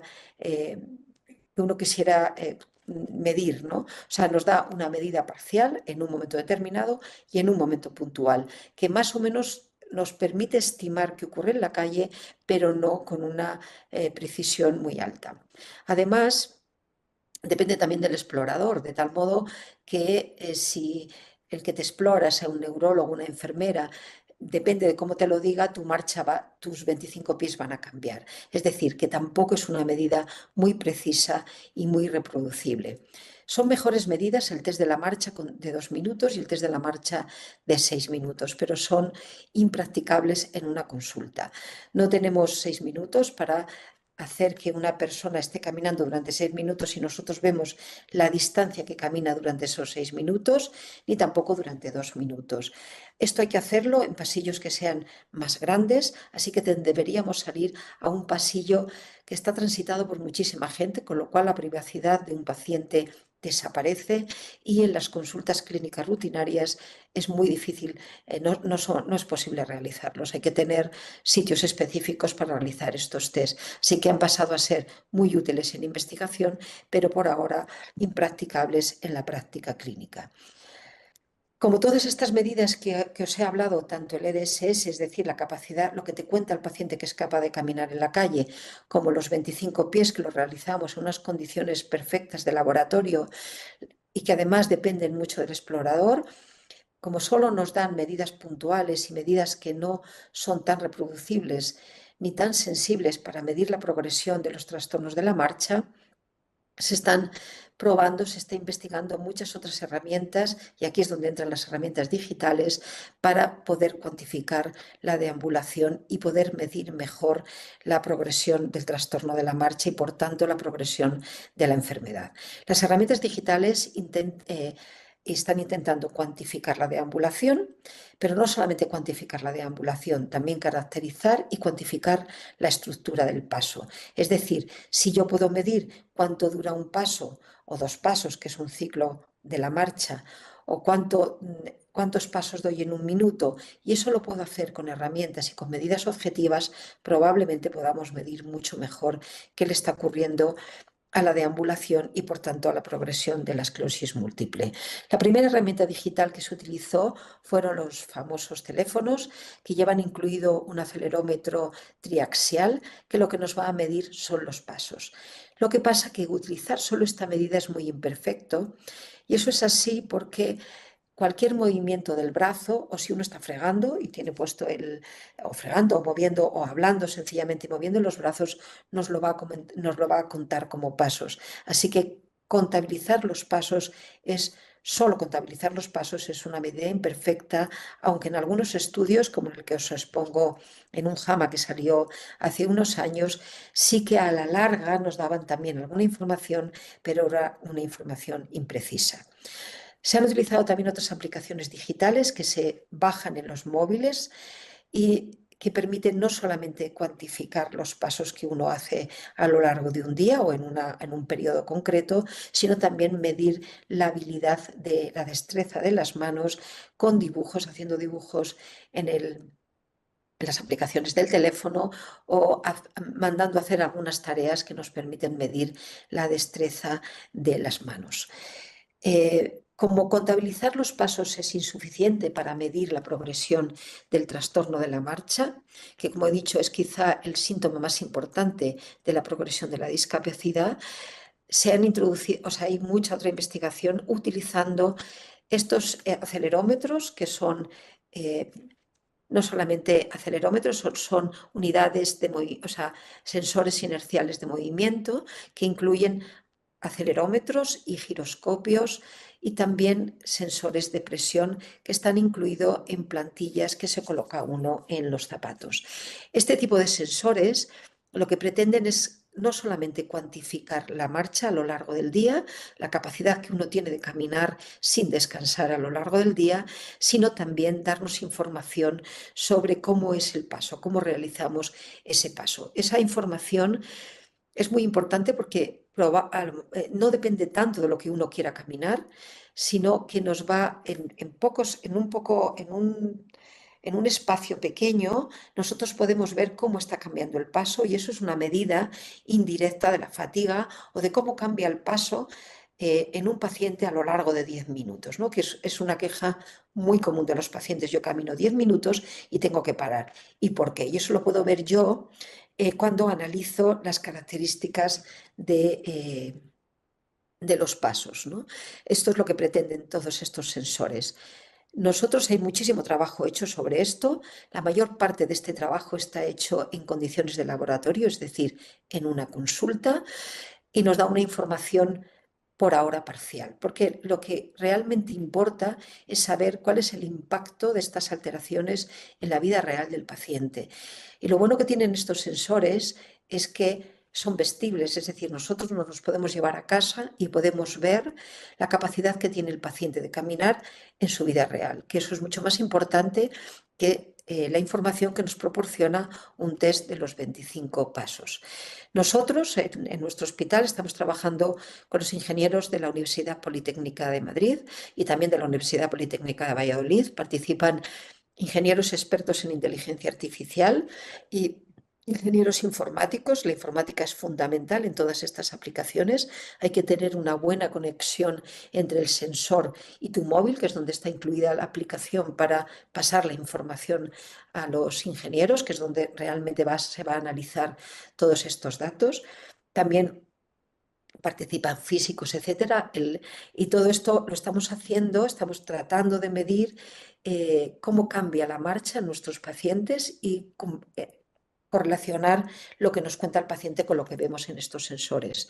Nosotros utilizamos los calcetines que veis ahí, que en la planta del pie tienen un montón tienen varios sensores de presión que nos dibujan muy bien cómo es el paso del paciente, y en el tobillo llevan estos aparatitos pequeñitos, es casi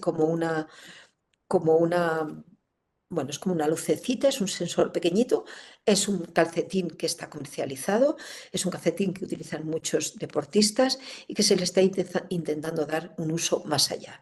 Estos sensores son los que están en los tobillos, son los que nos van a determinar cómo es la estructura de nuestra marcha y cómo cambia esa marcha según uno va caminando y cuánto cuánto caminamos a lo largo del día.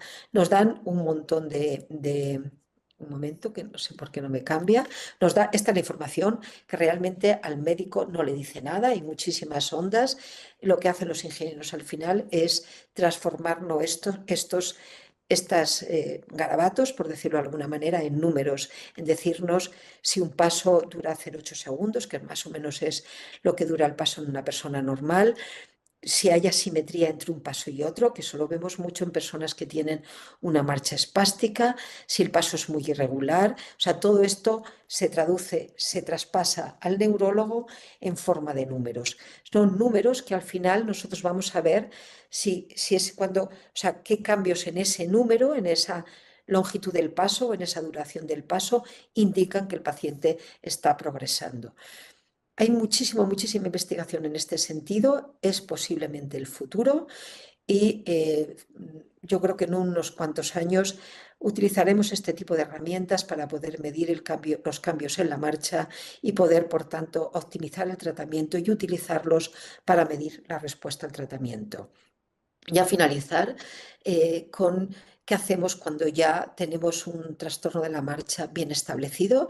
¿Cómo lo mejoramos? Pues hay varias herramientas medidas farmacológicas, el ejercicio y medidas ortopédicas. Los fármacos que utilizamos para medir la marcha, para mejorar la marcha, depende también un poco de qué tipo de marcha, cuál es la causa de tu marcha alterada. La fampira se utiliza para mejorar la velocidad de la marcha y mejora sobre todo la marcha en distancias cortas. Y cuando la marcha es muy espástica, se mejora también con tratamientos para la espasticidad, como el Sativex, el Sirdaluz y el Ioresal. Hay muchos estudios con el ejercicio y sí que está claro que el ejercicio mejora también la velocidad de la marcha, pero no todo tipo de ejercicio. Lo mejora sobre todo el ejercicio aeróbico, es decir, ejercicio rítmico de no mucha intensidad y hecho durante más tiempo. También el yoga y los pilates, pero el ejercicio anaeróbico, es decir, el ejercicio de muy alta intensidad hecho en poco tiempo, no es conveniente en pacientes con esclerosis múltiple. Y lo que más parece mejorar la marcha es combinar el ejercicio aeróbico con un entrenamiento de resistencia. El entrenamiento de resistencia es hacer ejercicio aeróbico paulatinamente cada vez durante más tiempo. Ambas cosas pueden mejorar la velocidad de la marcha y la capacidad de la marcha en un paciente con esclerosis múltiple. También hay ensayos que están en marcha ahora que evalúan si un entrenamiento tarea específico mejora la capacidad de la marcha, de la deambulación en los pacientes con esclerosis múltiple. ¿Esto qué significa eso de entrenamiento tarea específico? Son ejercicios que se realizan bajo vigilancia de un fisioterapeuta y que están dirigidos a mejorar todos esos circuitos cerebrales que participan en la marcha. Es decir, son tareas específicas para mejorar todas las partes del cerebro que participan en la deambulación. Hay 2 ensayos que están actualmente en marcha para evaluar en qué medida este tipo de ejercicios específicos pueden mejorar la marcha en un paciente que ya tiene alteración en la deambulación. Tratamiento rehabilitador, por supuesto. Aquí esta es una foto de un tratamiento rehabilitador en un paciente que en una fase aguda ha tenido un empeoramiento franco de la marcha. Se hace también con robot, ¿no? Y finalmente, ¿por qué no utilizar una medida ortopédica? Cuando el pie se mete para adentro o el pie se cae, es muy importante utilizar antiequinos porque va a permitir al paciente caminar mejor. A veces cuesta utilizar un antiquino, parece que uno está peor, pero no, es al contrario. Es mejor utilizarlos para poder tener una vida mucho más activa. Así que solamente finalizo diciendo que las alteraciones de la marcha son un síntoma primordial en la esclerosis múltiple y que es la causa principal de la progresión de la discapacidad en nuestros pacientes. Evaluar la marcha hoy en día con test clínicos es difícil porque no nos proporcionan medidas objetivas, son solo puntuales y muchas veces tienen una gran variabilidad y no nos dicen realmente, no nos miden con precisión el impacto del trastorno de la marcha en la vida del paciente y que posiblemente en un futuro muy cercano dispositivos digitales vestibles a los que se les introducen algoritmos por inteligencia artificial van a proporcionar al médico y al paciente medidas objetivas para monitorizar mejor la progresión de la enfermedad y la respuesta al tratamiento. Muchísimas gracias. Muchas gracias, Yolanda. Muy interesante la charla, muy interesante cómo se puede medir. Yo espero que también encuentren devices que ayuden a mejorar la marcha. A lo mejor la inteligencia artificial puede ayudarnos a que consigamos aparatos que ayuden a caminar mucho mejor a los pacientes, a lo mejor con sensores o metiéndole algún chip. Todo se verá. Ahora están los exoesqueletos y los robots, pero yo creo que necesitamos algo más ligero.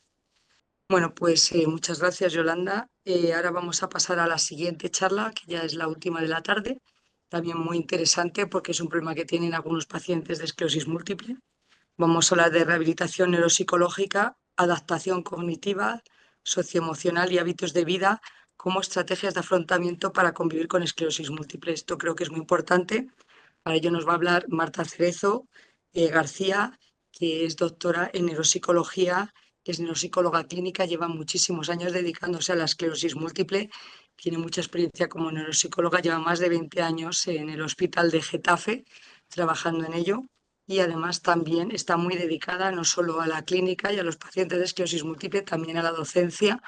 Es profesora asociada de la Universidad Complutense de Madrid, donde está muy implicada, y también de la Universidad Aperta de Cataluña. Bueno, pues con toda la experiencia que tiene Marta, viendo muchos pacientes de esclerosis múltiple, oyéndolos y escuchándolos, nos va a dar algunos consejos de cómo podemos afrontar mejor la enfermedad. Muchas gracias, Marta, y un placer tenerte aquí. Muchas gracias, Celia, por tu presentación. Gracias a ti y también a la doctora Yolanda Ladro por la invitación, la coordinación y también, como no, a la Asociación de Esclerosis Múltiple por hacer posible este tipo de jornadas. Voy a compartir la presentación.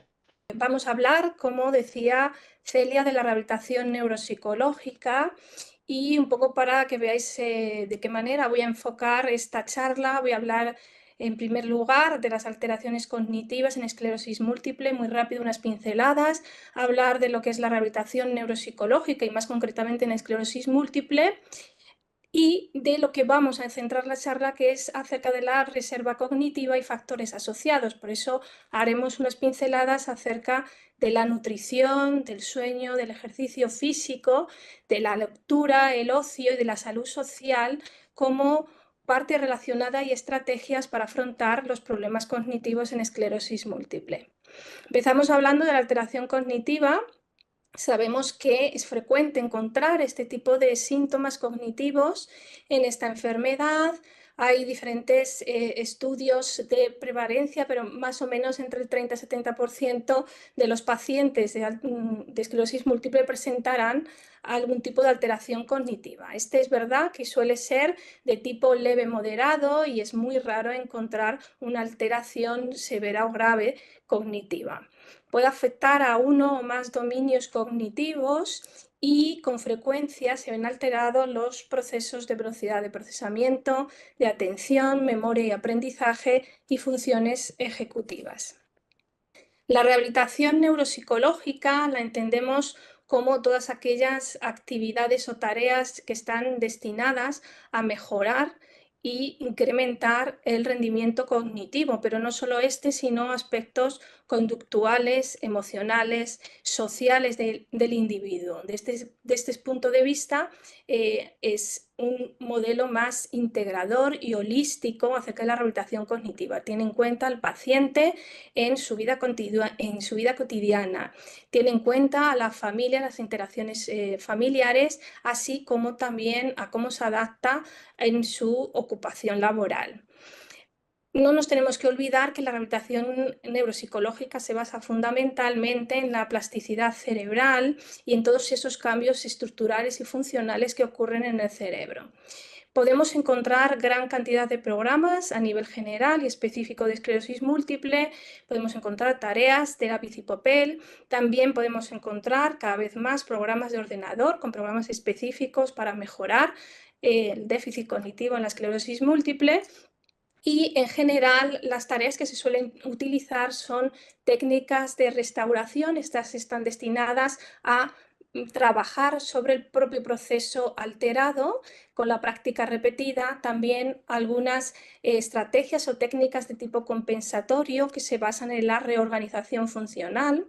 Se utiliza mucho la psicoeducación. La psicoeducación actualmente en esclerosis múltiple se está empezando a ver desde los inicios como fase previa a un programa de rehabilitación neuropsicológica. Esta se basa básicamente en educar, formar al paciente y su familia acerca de su enfermedad y acerca también de los procesos cognitivos. Se utiliza para la parte emocional, social y conductual, psicoterapia y role-playing. También se utilizan estrategias más destinadas a adaptar al paciente a su vida cotidiana, esa parte funcionalidad, es decir, tareas que permitan una transferencia adecuada al paciente en su vida cotidiana y un funcionamiento mejor. Y también se está teniendo muy en cuenta últimamente, como veremos a lo largo de la charla, la reserva cognitiva, potenciar la reserva cognitiva.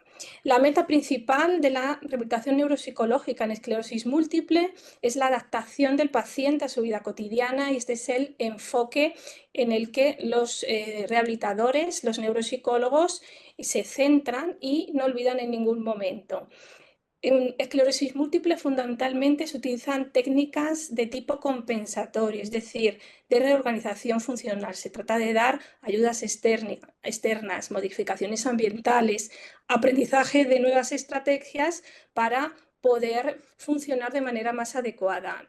En el ámbito de la memoria se utilizan mucho la agenda, el diario, el calendario, también listados de tareas, notas, etcétera. Por otro lado, en cuanto a las técnicas que se han utilizado y que se han demostrado mayor evidencia en la literatura dentro del ámbito de la esclerosis múltiple, se centran en el dominio de la memoria episódica verbal. Y en concreto, la que ha mostrado mayor evidencia de efectividad es la técnica de memoria de historias modificada. Esta utiliza el contexto e imágenes como estrategia de ayuda para mejorar los aprendizajes, la consolidación y la recuperación de la información.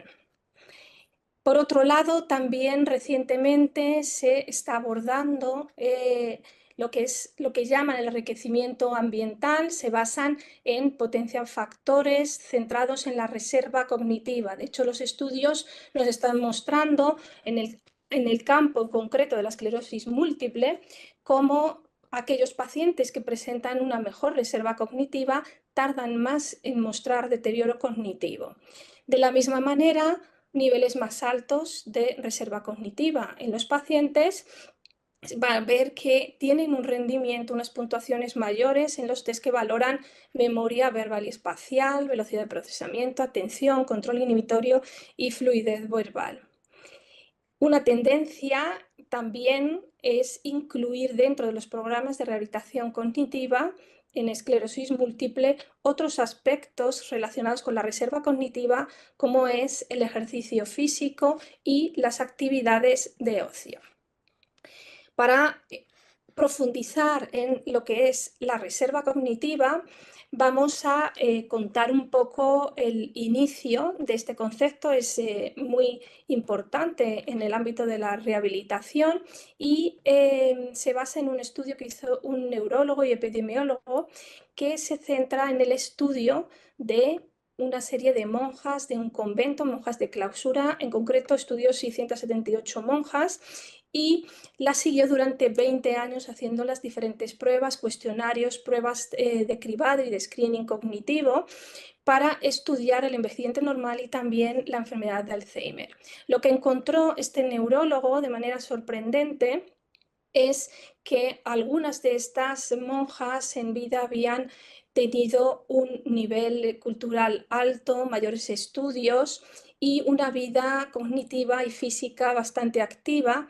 No habían mostrado en vida ningún síntoma de enfermedad de Alzheimer o de deterioro cognitivo, todo lo contrario, puntuaciones elevadas en todas las pruebas. Y por otro lado, sí que se encontró, una vez que estas monjas morían, en los exámenes de su cerebro post-mortem, en análisis de laboratorio, que tenían estas monjas signos claros de demencia de tipo grave. Esto surgió la pregunta de cómo puede ocurrir esto, cómo puede haber síntomas bajo el microscopio de demencia grave y, por otro lado, haber tenido en vida ningún síntoma clínico y un funcionamiento cognitivo normal. A partir de aquí surge toda la investigación acerca de la reserva cognitiva como un modelo conceptual, un constructo complejo, explicativo, de ver de qué manera nuestro cerebro es capaz de tolerar la neuropatología y de funcionar adecuadamente. Todas las experiencias que vamos acumulando a lo largo de la vida, ahora veremos los factores que se han ido asociando, van a ayudar a presentar cada individuo una reserva cognitiva más alta y, por tanto, frente a una enfermedad, una alteración, cualquier tipo de neuropatología a lo largo de su vida, va a hacer que las redes cerebrales tengan mejores estrategias para adaptarse y funcionar de manera adecuada.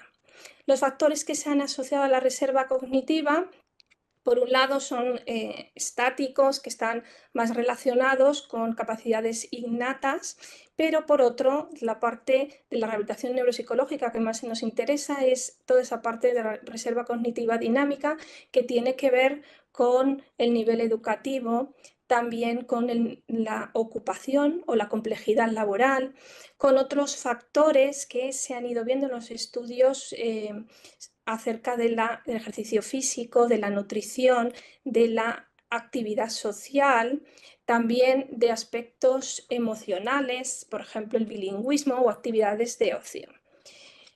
En ese sentido, vamos a abordar algunos de estos factores que potencian la reserva cognitiva, en concreto la nutrición. Sabemos que la salud del cerebro realmente no es independiente de la salud del resto del cuerpo y, por tanto, una dieta equilibrada. Sabemos que la dieta mediterránea es una dieta equilibrada y que está presente verduras, hortalizas, también cereales con grano entero, pescado y unas grasas monoinsaturadas o poliinsaturadas van a beneficiar la salud en general.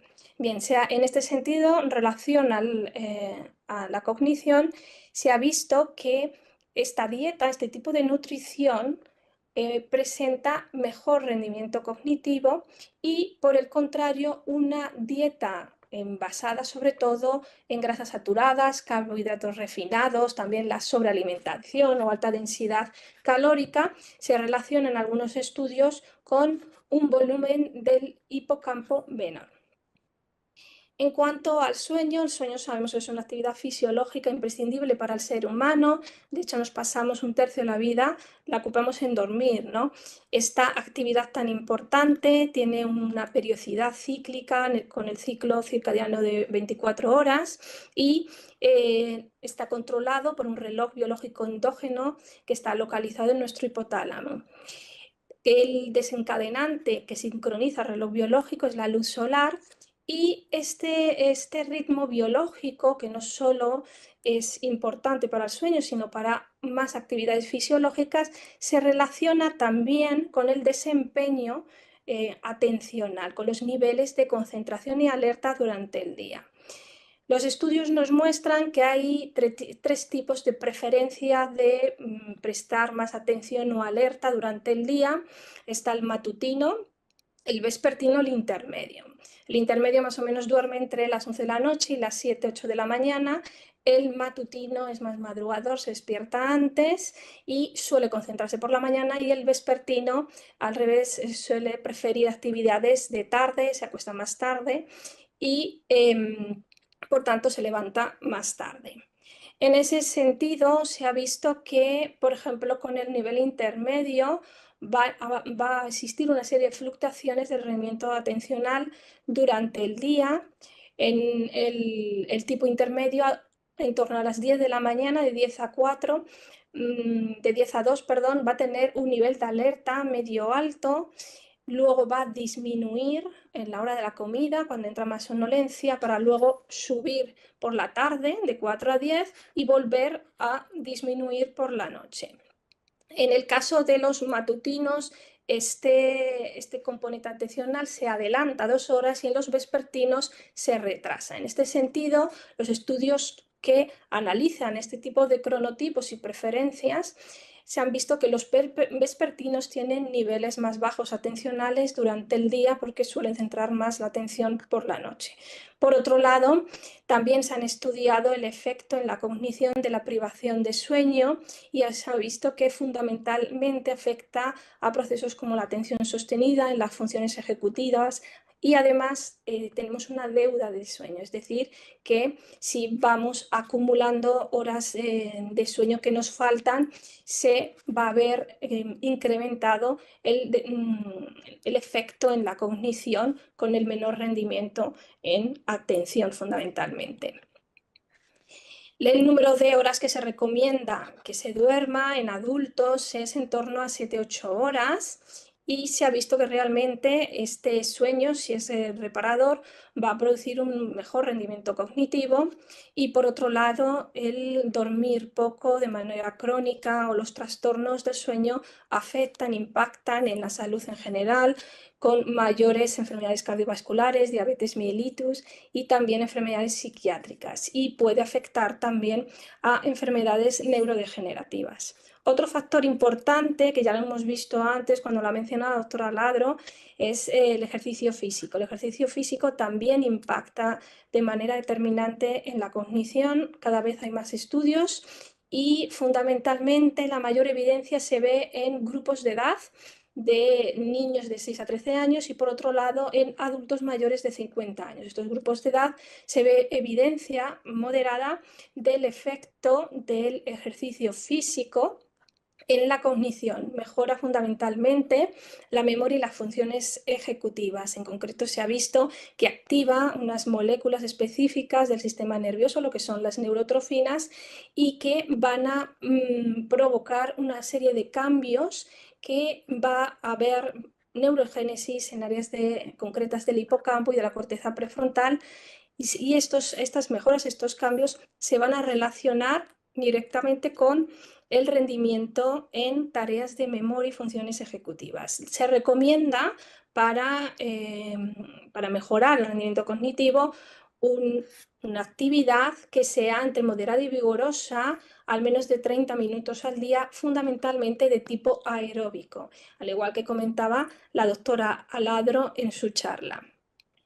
Vamos con la lectura. La lectura es uno de los aspectos, de los factores de reserva cognitiva más estudiados y que han demostrado que incrementan más la reserva cognitiva.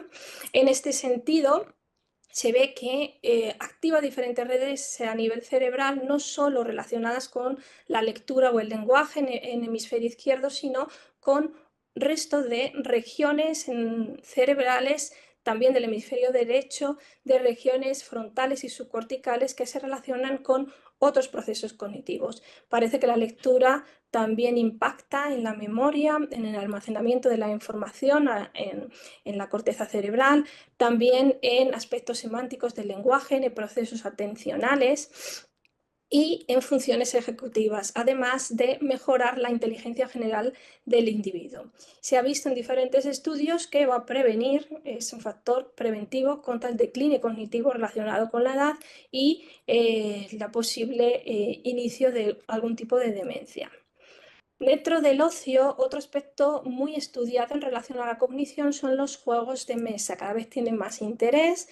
Encontramos muchos estudios a nivel de infantil, a nivel de rendimiento académico, en educación primaria y también educación secundaria, pero cada vez va incrementándose el número de estudios que abordan los juegos de mesa como una estrategia más de intervención y rehabilitación neuropsicológica para mejorar procesos de velocidad de procesamiento, atención, memoria de trabajo y funciones ejecutivas.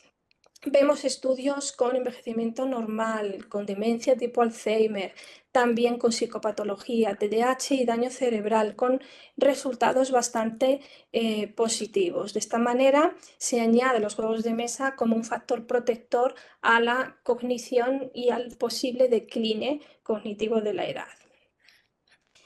Finalizamos con la salud, la que se considera salud social, con el impacto de las interacciones sociales, de las redes sociales que tiene el individuo. En concreto, se ha visto que tanto las interacciones que se tienen con otras personas, el tiempo dedicado a actividades que sean grupales, lo que es la integración social y el apoyo social percibido por el individuo, influyen de manera determinante también en la cognición del individuo. Por otro lado, hay algunos estudios basados en el aislamiento social y ven como factor de riesgo el aislamiento para el desarrollo de problemas cognitivos y de la demencia tipo Alzheimer.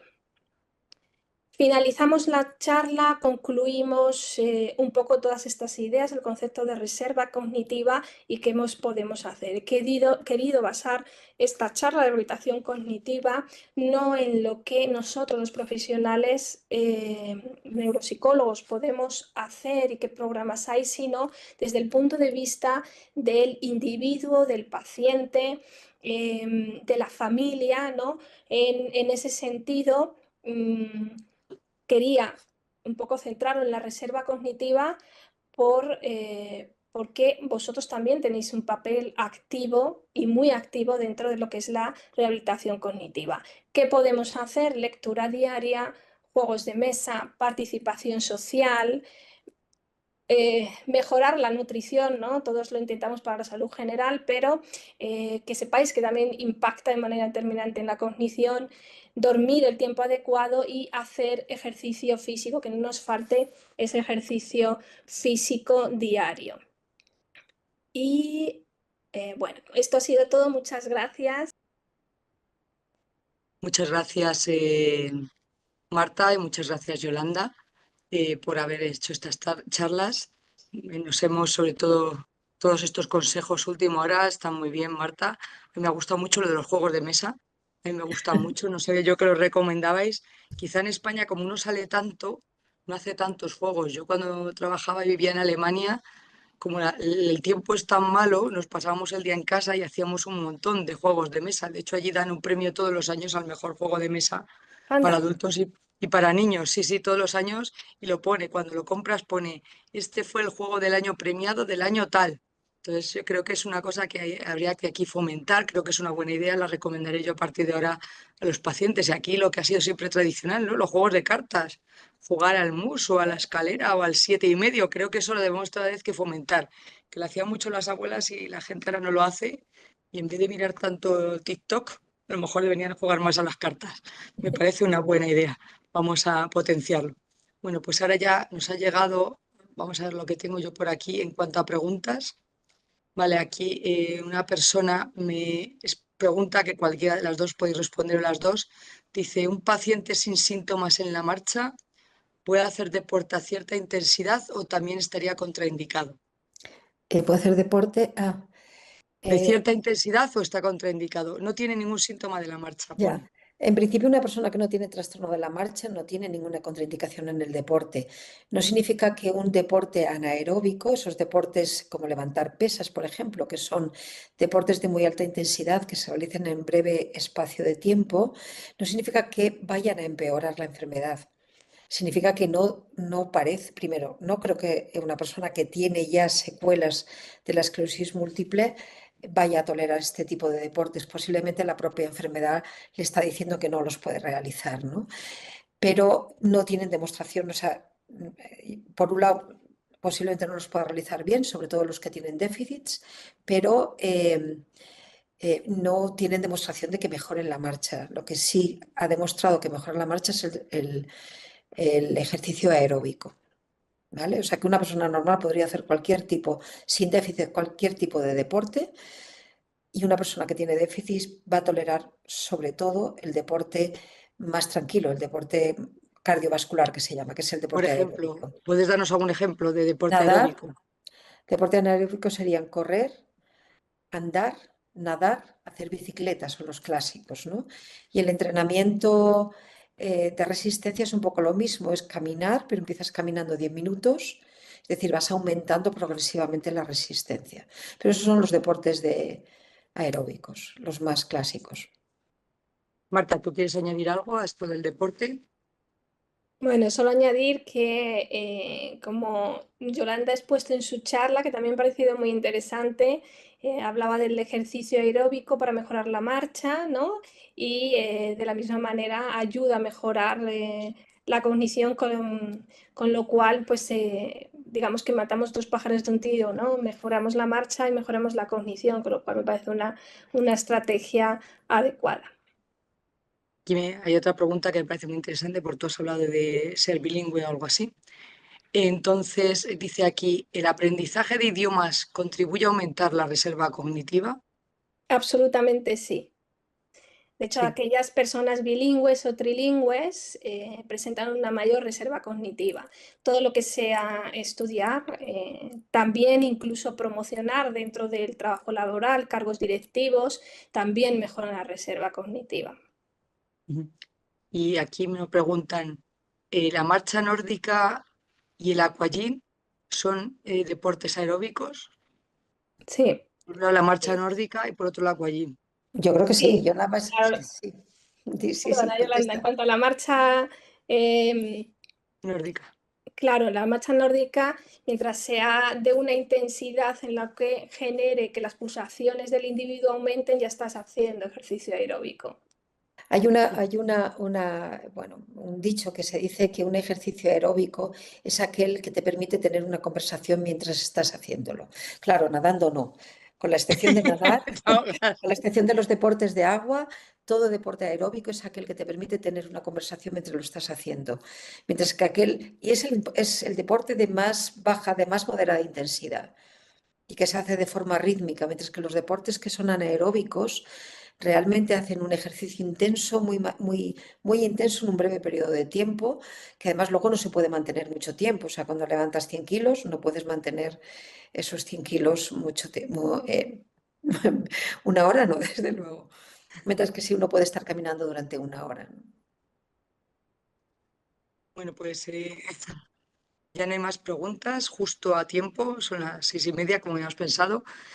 Bueno, antes de que se despida Pedro, el presidente de la asociación, muchas gracias a los ponentes, a Javier, a Yolanda y a Marta. Creo que ha sido muy interesante, han sido cosas muy prácticas para las personas con esclerosis múltiple.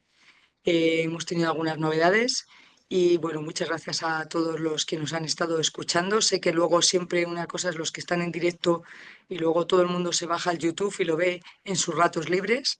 No olvidéis todas las recomendaciones que os hemos dado de deporte, de nutrición, de sueño, los juegos de mesa, que me ha gustado mucho. Y bueno, también os hemos explicado los nuevos tratamientos y también cómo llega el tratamiento, ¿no? Para que veáis lo que cuesta sacar un tratamiento, el dinero y el tiempo. Bueno, muchas gracias a todos y bueno, no sé si Yolanda como otra moderadora quiere comentar algo y luego ya pasamos a la despedida del presidente de la EDEMPE.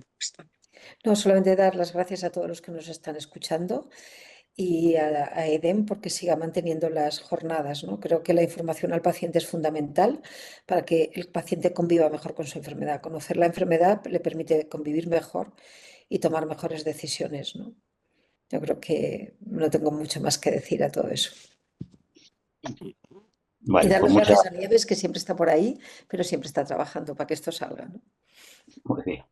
Pues muchas gracias a todos, muchas gracias. La verdad es que, como cada uno comenta, a mí me ha hecho mucha gracia lo de poder hablar mientras hace ejercicio. Eso me parece muy bien, porque como todo el mundo dice que no me callo, pues eso me va a venir muy bien. Por tanto, agradeceros.